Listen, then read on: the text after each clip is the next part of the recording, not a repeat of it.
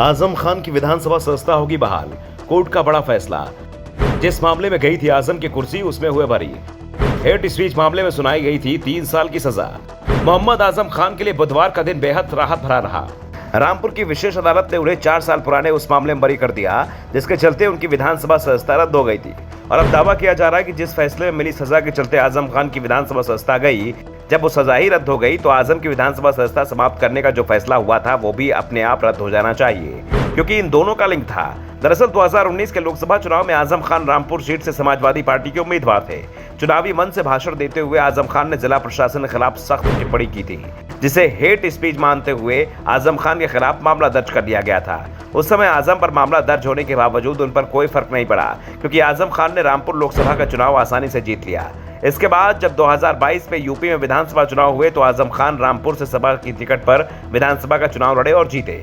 विधायक बनने के बाद उन्होंने लोकसभा सदस्यता से इस्तीफा दे दिया, लेकिन हेट स्पीच का मामला उनके खिलाफ चलता रहा। पिछले साल 27 अक्टूबर 2022 को निचली अदालत ने आजम खान को दोषी ठहराते हुए उन्हें 3 साल कैद की सजा सुनाई थी और इसके 24 घंटे के अंदर यानी 28 अक्टूबर को उनकी विधानसभा सदस्यता को रद्द कर दिया गया। दरअसल जनप्रतिनिधि कानून में साफ है कि जिस किसी भी व्यक्ति को 2 साल या उससे ज्यादा दिनों की सजा सुनाई जाती है तो दोषी व्यक्ति की विधानसभा और संसद सदस्यता भी सुनाए जाने के साथ ही समाप्त हो जाती है। साथ ही सजा की अवधि और उसके बाद 6 साल तक उसके चुनाव लड़ने पर भी रोक लगा दी जाती है। आजम को 3 साल की सजा हुई तो उसकी विधानसभा सदस्यता भी चली गई और उनके 9 साल तक चुनाव लड़ने पर भी रोक लगा दी गई। लेकिन आजम खान को अब विशेष अदालत ने बरी कर दिया है, निचली अदालत के फैसले को पलट दिया है। ऐसे में आजम समर्थकों का उत्साह चरम पर दिखाई दे रहा है और वो आजम की सदस्यता बहाल करने की बातें कर रहे हैं। लेकिन आजम खान की विधानसभा सदस्यता बहाल होना आसान भी नहीं है, क्योंकि जैसे ही आजम खान की सदस्यता समाप्त करने की अधिसूचना जारी हुई, चुनाव आयोग ने सप्ताह भर के अंदर रामपुर सीट पर विधानसभा उपचुनाव का ऐलान कर दिया। चुनाव आयोग ने जिस तेजी से रामपुर सीट पर उपचुनाव कराने का ऐलान किया, वो मामला सुप्रीम कोर्ट तक पहुंचा, लेकिन आजम खान को कोई राहत नहीं मिलवाई।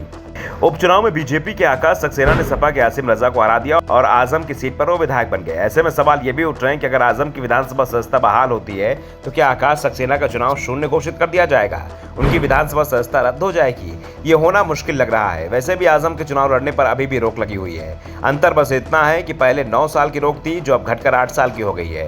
दरअसल आजम खान पर 100 के करीब मामले चल रहे हैं। हेट स्पीच के मामले के बाद इसी साल फरवरी में एक और मामले में आजम खान को 2 साल की सजा सुनाई गई थी। मामला करीब 15 साल पुराना है। 1 जनवरी 2008 को मुरादाबाद पुलिस के साथ आजम खान का विवाद हुआ था। इस मामले में आजम खान के साथ उनके बेटे अब्दुल्ला आजम को भी आरोपी बनाया गया था और दोनों को दोषी ठहराते हुए अदालत में 2-2 साल की सजा सुनाई गई थी। आजम की विधानसभा सदस्यता पहले ही जा चुकी है और इस मामले में उनके बेटे अब्दुल्ला आजम की भी सदस्यता चली गई है।